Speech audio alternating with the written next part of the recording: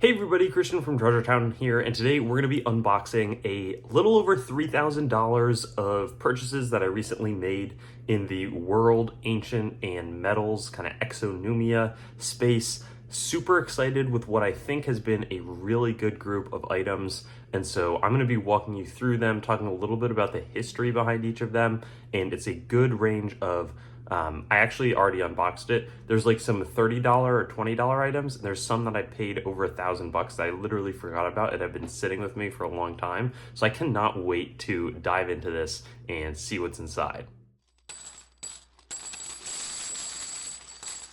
And here's everything after it's been taken out of the package. And I know that I didn't look too closely because I had Alex, who works with me, take all of it out and take off a lot of the packaging. And so let's dive right in. I think we'll start with the graded coins, maybe go right to left here. And this first one is going to be a interesting Lucius Verus Denarius. This one would have victory on the reverse. It looks like referencing being consul for the third time, the emperor.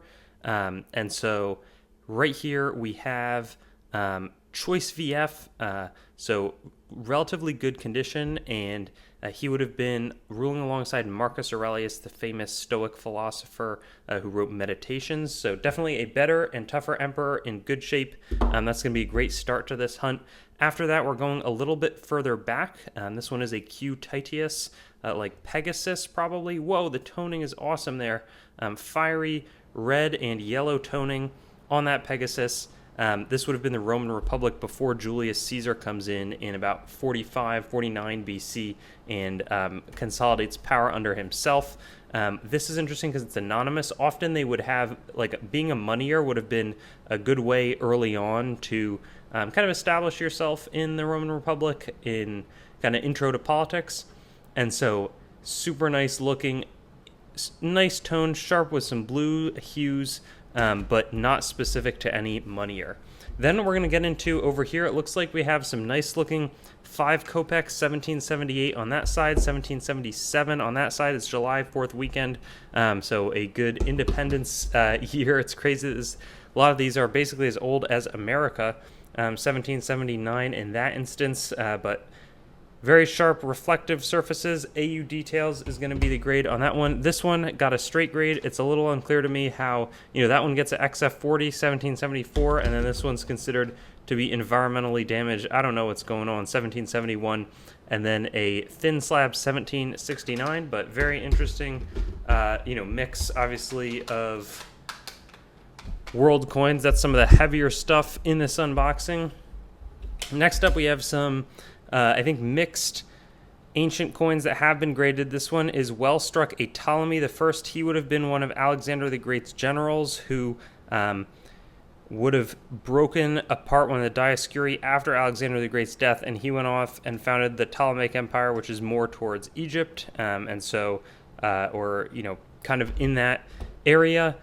Here we have the Pergamene Kingdom, which I want to say is like more modern day kind of Turkey-ish, and we have a coiled snake on the reverse of a Philetaerus coin, and so that would have been one of the more minor empires or entities at that time. Here we have Phoenicia, an Aratus coin with an interesting Zeus on the front. I don't recognize that one quite as well. Nice galley on the back of it, and a high strike and surface grade, but just an interesting little type, and about, it's nice to have that specific date. I'm guessing a collector sent them all in, probably preferred them in the slabs. I think that there's something charming to that.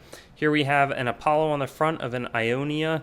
I want to say that that's like southern or like western Turkey today would be my best recollection. Here's a Cyprus Paphos with Zeus Ammon on the back and Zeus Salaminios on the reverse. Super, again, interesting type. And then last but not least, we have a Kingdom of Numidia. That's like North Africa. This is Messipsa or Massinissa. We have a nice horse on the reverse there, and this has a great strike and surface. Again, that's obviously a subjective thing, but it's, again, North Africa. They would have been, and it's interesting, you have to remember that the Roman Empire and really the breadbasket of civilization, there's another side to the Mediterranean that was pretty well built out and developed, and so that would have been on that side of things. I also want to draw attention to some of these metals here. I thought that they were actually British medals, but when I look closely, they're all German, or a lot of them seem German. Let's see what this one is. Looks like a Frank the Third. Not exactly sure. Maybe Franz Josef. No, probably not Franz Josef. But this one was from Frankfurt in 1862, the Deutsche Schützenfest, a shooting fest medal. Here we have Münster zu Ulm. And so this one would have been the Grund. That's so fun. My cousins live in Ulm. And so this is dated to probably sometime in the 1800s as well, but a very, very nice German medal on that front. Here we have Düsseldorf. Let's see, Gewerbe und Kunstausstellung. My German is okay, but it's not quite good enough to translate these. Those talk 1878. I think these are mostly like, late 1800s German medals, which are quite interesting. Here's a Saint Victoire. That's more of a French type. Let's see what that dates to. It says 1832, Siege of the Citadel of Anvers. Very interesting. And so maybe these are European. It was probably struck a little later than 1832. This one's around 1854. Great detail as well. And then let's see. 1882 in Mannheim. Wow. Also shooting festival, I think, because you have the rifles below, or maybe that's just a crest. And so a great, great mix. So much history to be learned here. Martin Luther. Germania, Gaudet, Laudon, General. Let's see, that one, 1789, but was probably struck again a little bit after that. Would be my best guess here. And then beautiful 1875 medal right there. Oh no, dropped that one. Quod Paperi Mihi, a Christian-themed medal. Let's see, and that's dating to approximately 1845. Just beautiful designs. This one looks 1851 and a London exhibition, Queen Victoria in referencing Albert, and then a beautiful right here, a Thames Tunnel. Wow. Sir Isambard Mark Brunel. So interesting. Last but not least is a referencing Roman. Then we have right here a Nero, the famous Nero, a probably Antiochian. You have an eagle on a thunderbolt, tetradrachm, and then just a very nice portrait on this side. You can see Nero really clearly in the Greek alphabet all around, and so some great ancients on that front. We also have a couple of other world coins. Take a look at these, though. We got 9 of these, I think, average paid in the 20s. This is an Oberammergau 1922 medal. A lot of Christian themes on these ones. Some of them are even gilded. So like that one is, similar type, but not exactly the same. But that one has been, gilded on either side. Very interesting. Passion of the Cross, I think, medals. These were struck right after World War I in Germany. Interesting porcelain medal making tradition, all dated to, the 1920s. Some of these, I recently bought a different collection from somebody else, and theirs were more widely themed, but these are pretty rare. There's not tons of them made. They're not necessarily, some of them would have stood in as like not geld, but these were purely made out of interest, and as a result, I think if these were like struck for circulation, I think these would have been incredibly valuable, but they're somewhat affordable given that they are more on the metal side, but their artistry and rarity definitely sets them apart. So super beautiful. I saw some, but I don't want to be tied to this, somewhere that it was like 200 of those were minted each. We also have some Chinese Fat Man dollars. This one is very worn, but really interesting that it wore that much, if that makes sense. We also have a nice half écu from France, 1661, not 1619.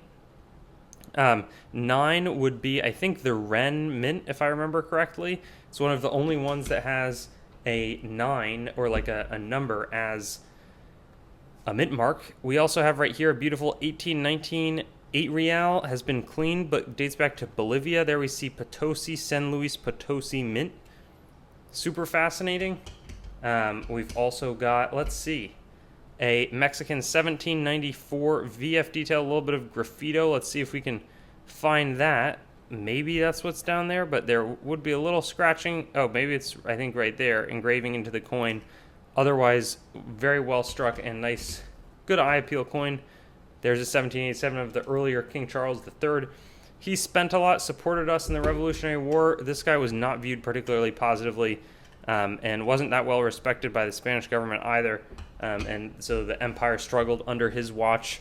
Last but not least, it looks like we've got 5 more here. The first is going to be a Q Publius QF, a serrated. That's when it looks like a bottle cap denarius. Says Roma on the outside there, and then here, oh, it looks like it's a line. Is it a Nemean line? There's some kind of famous scene. Anyways, then we have right here, we have a chop marked dollar. Super, super nice. These were made kind of to compete with the trade dollar in England. Obviously, England had a lot of interest in Southeast Asia at the time. You can see the boat, trade was so important. And so we got 2 of those nicely chop marked. We have a Kingdom of Elemaeus, really interesting tetradrachm. And it looks like Camnascaries. We see him on both sides of the coin. Just beautiful, ancient art is really how I view that one. And then the last but not least, definitely not least, I forgot that this coin was in here, and now it's the first of these that I've ever owned. This would be a Phoenician, a Shekel of Tyre. These were the type that would have been among what Judas was paid in when he, gave up Jesus. And so beautiful, beautiful Shekel of Tyre, flashy surfaces. And it is incredible to see that 45 to 44 BC. So this wouldn't have been long before it potentially would have been among those used to pay him. Has been brushed, a little bit over cleaned perhaps. But I just think that is a fantastic piece of history. And I'm so pleased to now own this one. Just beautiful. So anyways, that concludes this hunt. Spent, I think it was $3,345 on all of it. Curious what I'll end up doing in terms of, I'll probably sell most of these ultimately. And then we'll see how these go, but so many different interesting time periods to take a look at. Really pleased with the results of this hunt.